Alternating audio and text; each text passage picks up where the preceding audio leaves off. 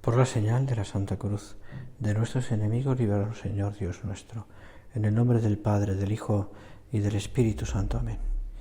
Señor mío y Dios mío, creo firmemente que estás aquí, que me ves, que me oyes. Te adoro con profunda reverencia. Te pido perdón de mis pecados y gracia para hacer con fruto este rato de oración. Madre mía Inmaculada, San José, mi Padre y Señor, Ángel de mi guarda, interceded por mí.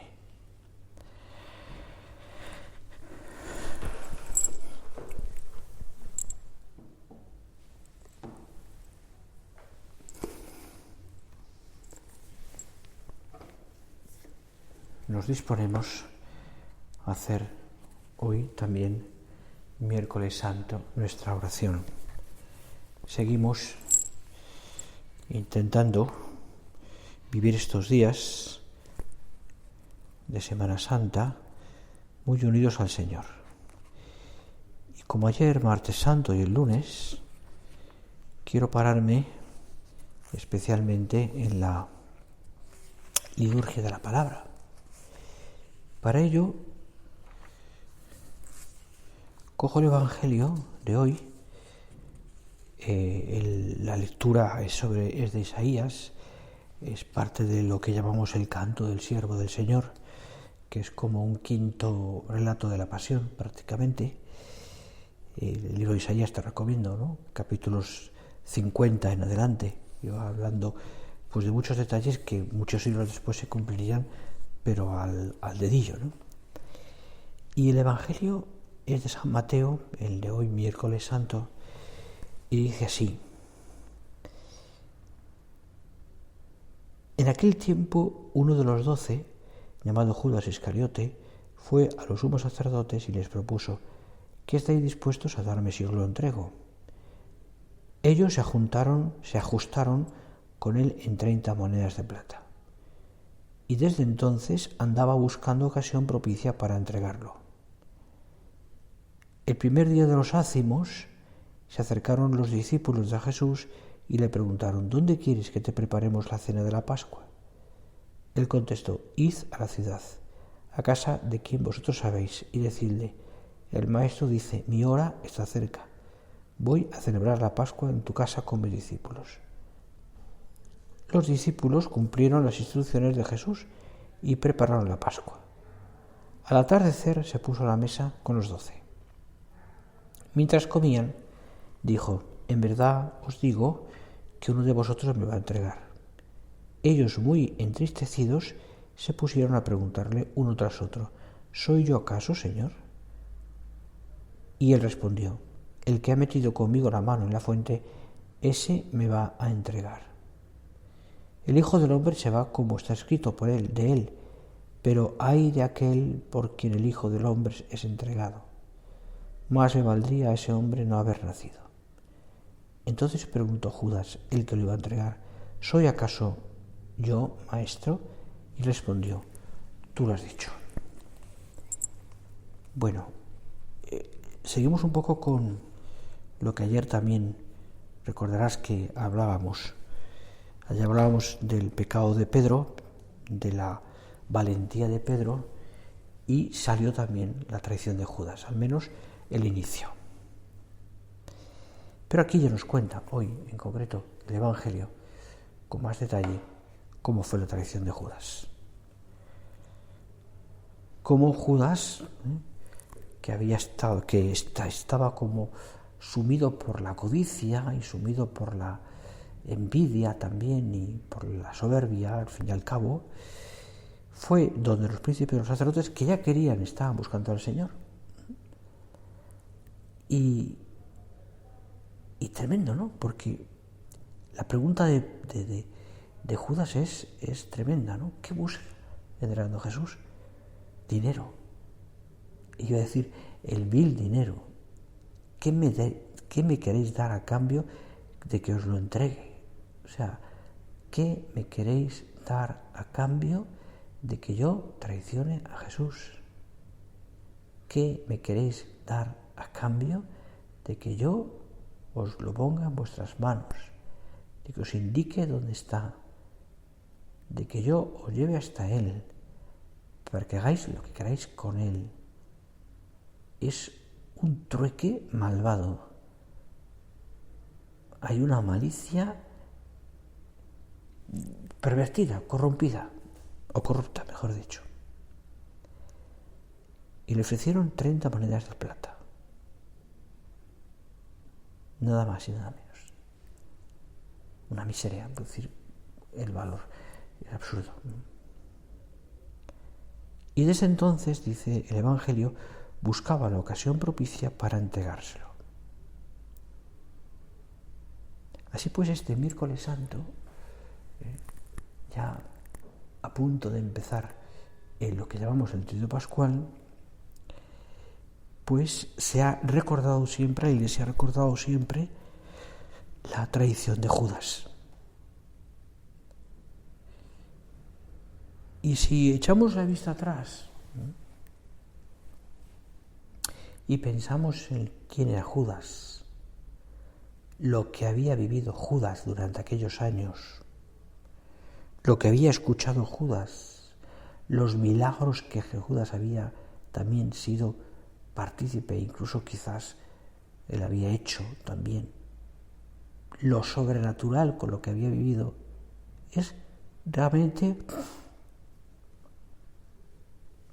yo diría que raro, ¿no? Es decir, con todo lo que te ha enseñado Dios, Jesús, con todo lo que tú has visto, ¿qué hay en tu alma para que le traiciones así? ¿Qué lejanos quedan en el alma de este apóstol que se apresta a traicionar a Jesús aquellos primeros encuentros con quien había considerado el Mesías? Tal vez, aunque no lo sabemos por certeza del Evangelio, el Señor Judas Iscariote había sido elegido personalmente por Cristo. Tal vez, le dije a los 12, pero hay algunos que nos da el relato incluso concreto.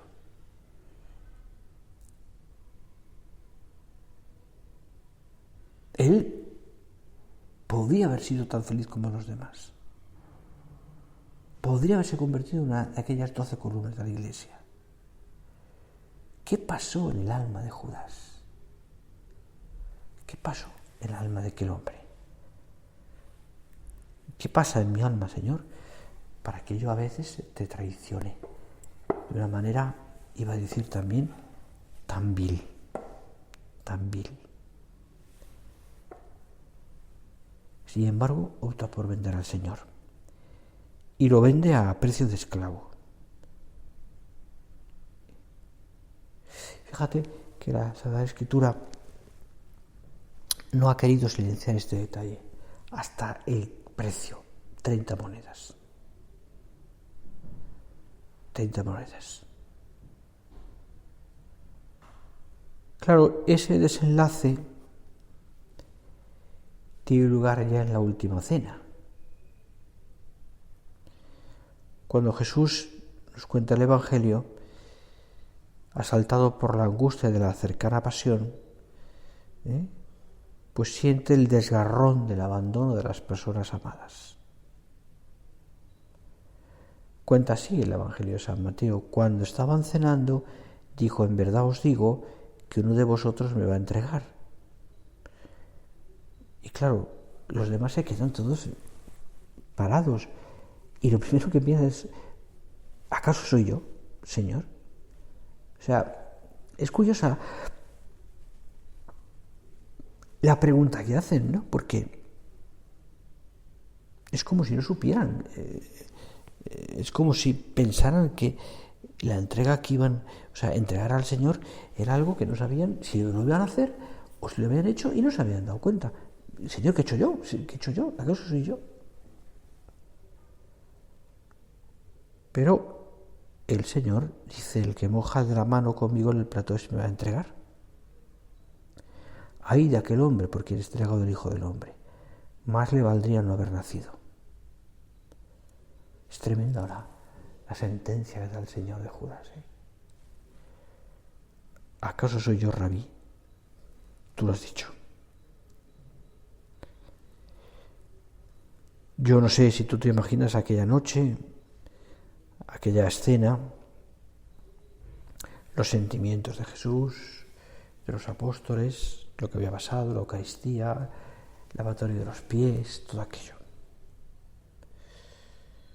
No sé si Judas miró a los ojos al Señor alguna vez.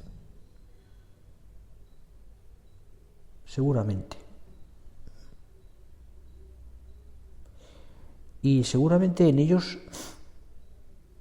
en los ojos de Jesús, Judas descubrió que no existía ni el rencor ni el enfado. Que Cristo seguía siendo su amigo. Que le miraba con la ilusión con la que hace unos años antes le había llamado, para que estuviera con él, para que fuera apóstol, para que le siguiera. ¿Qué podemos hacer tú y yo ante un Dios que nos sirvió de esta manera hasta experimentar la traición y el abandono? Podemos no traicionar aquello para lo que hemos sido creados, no abandonar lo que de verdad nos importa. Estamos en el mundo para amarlo a Él y a los demás. El resto pasa. El amor permanece. Así dice el Papa Francisco en una de sus homilías. Pero yo me pregunto, ¿no? ¿Qué pasó en el corazón de Judas para que hiciera aquello? ¿O qué pasa, Señor, en mi corazón cuando yo, por lo que sea, por mi pecado, te traiciono? Es posible que muchas veces sea por pura debilidad y otras veces por soberbia. Pero yo creo que la traición de Judas no fue, sin embargo, como la locura de un instante, como una especie de arrebatamiento de soberbia o una especie de ira contenida que explota, sino que esa traición de Judas se va larvando poco a poco en su corazón, porque quiero pensar, una especie de consecuencia de una secuela de desamores.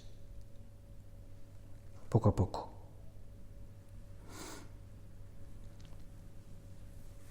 Hay en el Evangelio momentos en los que se puede intuir esto, ¿no? Pues por ejemplo, aquello que ayer mismo contábamos en la oración, ¿no? Aquel momento en el que María de Betania unge con perfume a Jesús y Judas critica aquello. Y no lo hace por una razón altruista de a los pobres, no, sino porque robaba lo que tenía en la bolsa, porque era ladrón. Lo dice Juan claramente. Seguramente se había dado cuenta. Las cuentas no salían, lo que daban lo recogían y lo que quedaba y lo que gastaban. Las cuentas no saldrían. Claro, pero esto es una cosa más. Es una cosa más. Judas robaba, mentía, engañaba. Él creía que engañaba a su Señor. El Señor no le engañaba, evidentemente. Yo conocía perfectamente lo que pasaba ahí. Pero le respeta su libertad, le deja hacer.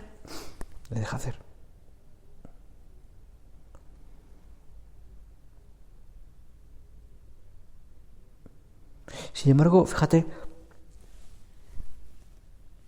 ni una ofensa, ni esa ofensa, ni ninguna debilidad son lo suficientemente fuertes como para vencer el pulso de un Dios que llama a cada persona constantemente y que siempre espera nuestro regreso. Siempre. Yo creo que además el Señor quería a Judas, le quería mucho. Por eso lo había elegido. Le quería mucho, como a los demás apóstoles. Y seguramente esa traición de Judas al Señor le dolió tanto, porque le quería mucho. Como nos quiere tanto a nosotros. Y le duelen tanto nuestras traiciones, nuestras ofensas. Pero como te decía, la traición de Judas se va alargando en el corazón de él. Envidias, desamores, falta de fidelidad, pequeños hurtos, mentiras, comparaciones con los demás. ¿Por qué Pedro más que yo? ¿Por qué parece que quiera más a Juan que a mí? ¿Por qué? ¿Por qué? ¿Por qué? Y se va alargando en su corazón toda una historia, ¿no?, de desamores que acaban en la traición. Y seguramente porque además Judas no fue capaz de ser sincero y de hablar con el Señor y de preguntarle: oye, ¿me pasa esto? ¿O por qué haces esto así? Todos tenemos miserias, decía San José María, todos tenemos miserias, pero las miserias nuestras no nos deberían llevar nunca a desentendernos de la llamada de Dios, sino a averiguar, a acogernos a esa llamada, a meternos dentro de esa bondad divina como los guerreros antiguos se metían dentro de su armadura. Hacía esa comparación San José María. Todos tenemos miserias, pero las miserias hemos de acogernos a las llamadas para meternos en esa bondad divina. Por tanto, fijaros, ante la miseria personal, las debilidades, lo que tenemos que hacer es la actitud humilde, de constante petición de perdón al Señor, como la mejor manera de encarar esa fragilidad nuestra. Esa fragilidad nuestra.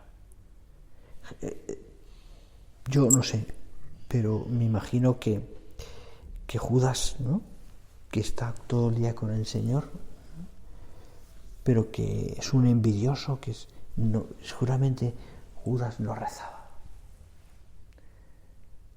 Estaba dominado por el afán de riquezas. En todo veía algo material, algo que poseer, pero su corazón y especialmente su alma se había ido achicando, de tal manera que lo que dominaba no era realmente el amor, sino el desamor. El desamor.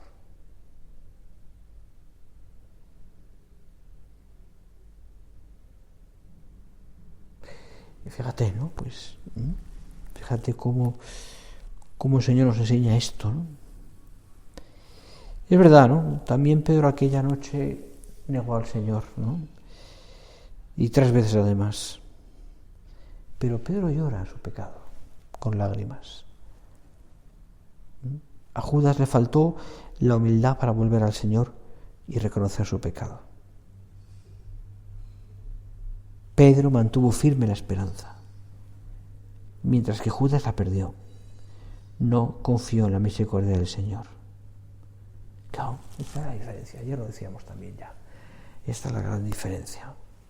La humildad de Pedro, la desesperación de Judas. La esperanza de Pedro, la desesperación de Judas. Y pienso un poco, haciéndome recién ahora, también en tu vida y en la mía, ¿no? Y somos conscientes también de que nosotros somos pecadores, si no seríamos unos soberbios. Y por tanto, siendo pecadores como somos, tenemos que mirar al Señor, ¿no? Quiero decir, y saber que tenemos que pedir perdón. Mira, qué buen momento es este, en Semana Santa. Yo ya, lo suelo hacer, ¿no? De hecho, ya lo he hecho hoy, pero qué buen momento es para que tú, preparándote a conciencia, vivas un rato de la misericordia divina confesándote,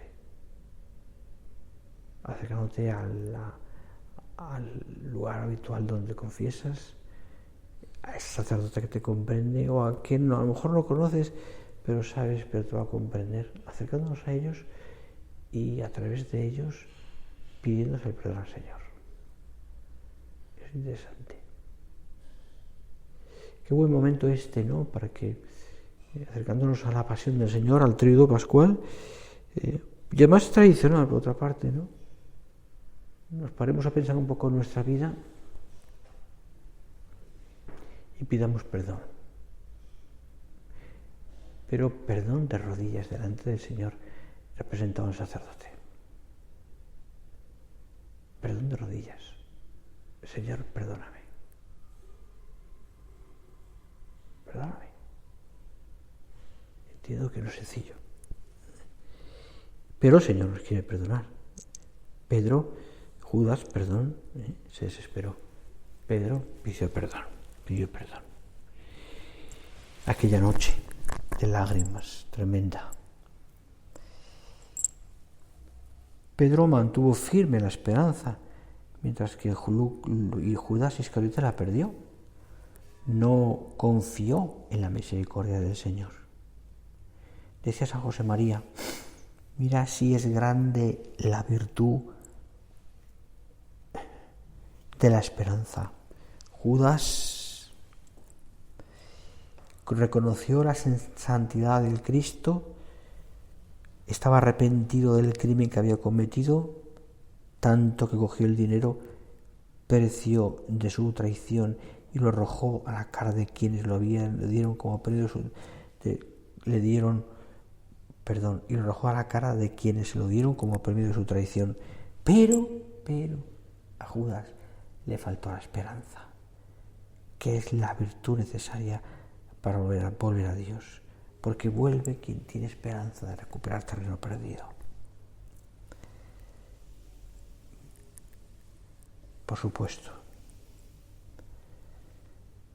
si hubiera tenido esperanza, Judas podría haber sido un gran apóstol. Esperanza y humildad. De todas maneras, como te decía, no sabemos qué pasó por el corazón de aquel hombre, ni si respondió a la gracia de Dios en el último instante. Ya siempre pienso eso. ¿Quién está en el infierno? Pues el infierno existe, evidentemente. Es el lugar. Pero ¿quién está? Si cualquier hombre se ha podido arrepentir en el último segundo. Quizás alguno no lo ha hecho. Pero en fin, esto no es el tema de nuestra oración. Tener esperanza.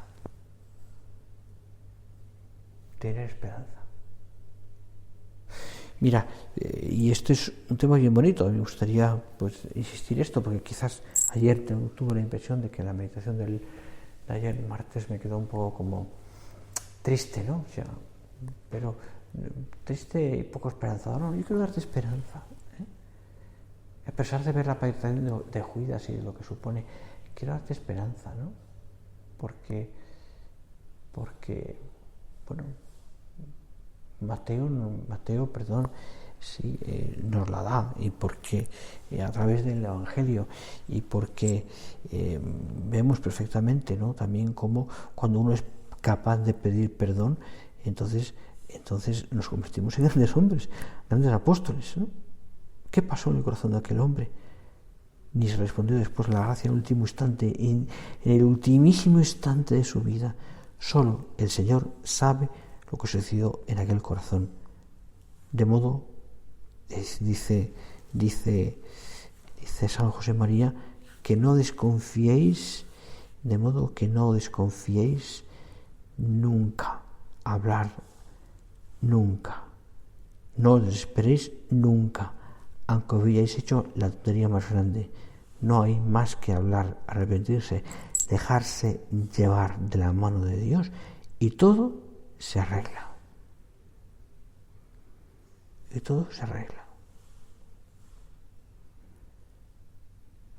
Fijaros qué bonito es, ¿no? Pues yo creo que es la enseñanza tan bonita que hoy sacamos. A pesar de que sean tan grandes nuestras miserias, a pesar de que sean tan grandes, por muy grande que sean nuestras miserias, mayor es siempre la misericordia de Dios. Todo tiene remedio en esta vida. Yo me meto en la cabeza, porque a veces podemos pensar que no hay nada que hacer ya.